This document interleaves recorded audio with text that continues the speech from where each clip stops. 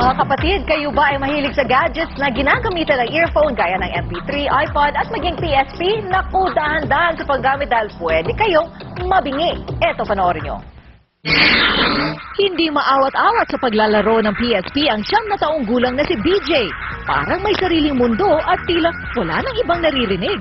Paano ba naman kasi nakasuksok sa tenga niya ang earphone na ubod lakas ng volume? Ayon sa US Journal of Pediatrics, tumataas ang porsyento ng mga maaagang nabibingi dahil sa paggamit ng earphones. At ang pinakabata ay 6 na taong gulang lang.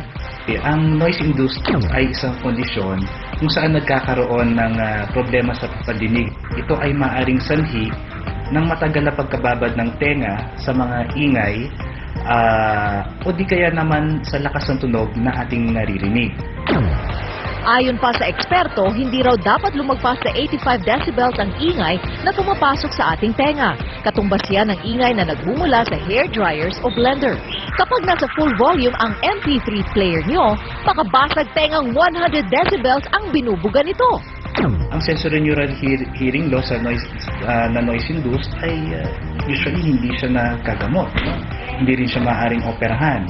Kaya ito ay karaniwan panghabang buhay na nagiging problema. Alam nyo ba ang mga senyalis kapag nag-uumpisa na kayong mabingi? Una, feeling mo mahina na ang boses ng kausap mo.